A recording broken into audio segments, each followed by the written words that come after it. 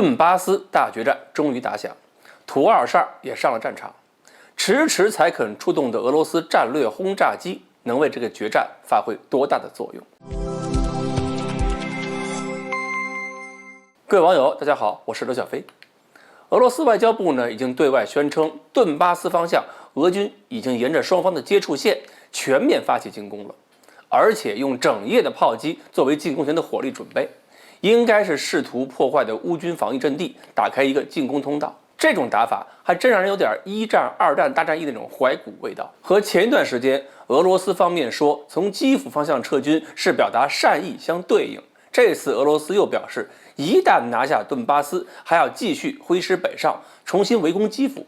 不过很有可能这是一种虚张声势的说法，让乌克兰方面不敢放松基辅方向的防御，不敢把部队向南调动到顿巴斯方向。另外呢，俄乌开战以来，俄军的战略轰炸机是一直没有参战，可能是因为乌军一般是兵力分散配置，机动作战，用战略轰炸机进行打击呢，效率不高。而俄军以前可能也更像是夺取一些重要设施，而不是摧毁，所以也没有使用重型轰炸机进行轰炸。再加上担心出现战损，这些轰炸机也迟迟没有出动。可能是感觉到现在乌克兰的防空体系真的已经彻底没有威胁了，俄罗斯空天军这些战略轰炸机终于是参了战，用图22 M3 轰炸机轰炸了马里乌波尔的钢铁厂。从空袭的视频来看，地面上出现了连续的炸弹落点，看上去好像是8枚 1.5 吨重的普通的无制导炸弹，这是一个典型的地毯式轰炸的路数。不过由于是一架轰炸机而不是多架一起投弹，所以这样的轰炸这个地毯的面积也真是不大。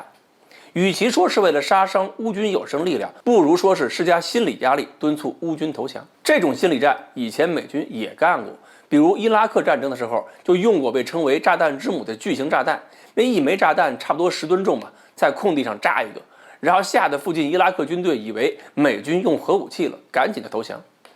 其实呢，俄罗斯如果能够好好使用他们的战略轰炸机，那么也是可以给顿巴斯的乌军形成相当大的压力的。所以有人也分析说俄军也可能用同样的方法，在马里乌波尔等地也用一个大炸弹往下扔。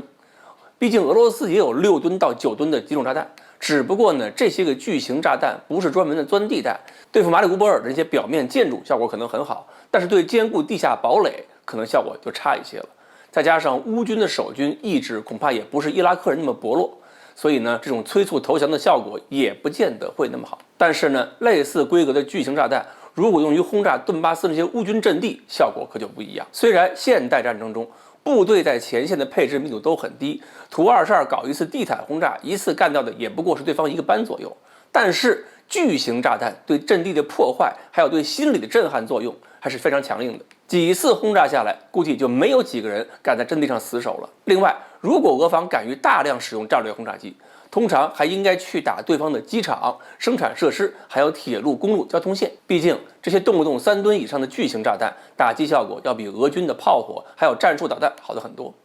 但是目前来看，俄军还是用各种战术弹道导弹用的更多，估计也是空天军缺少这种大型的精确制导弹药，对这种少量轰炸机的打击效能信心也不高。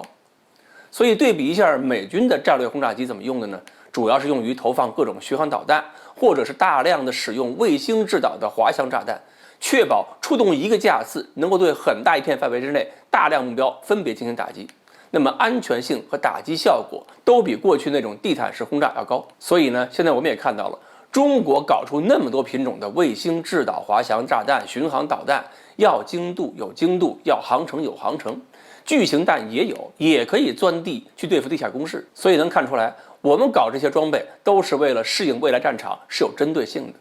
这方面呢，中国空军的轰炸机还是可以和美军对标，唯一的区别就是咱们6爷的身板有点小。好，关于战略轰炸机在这种战场上该如何运用，今天呢我们就聊到这里，欢迎大家继续关注我们的栏目，我们下期再聊。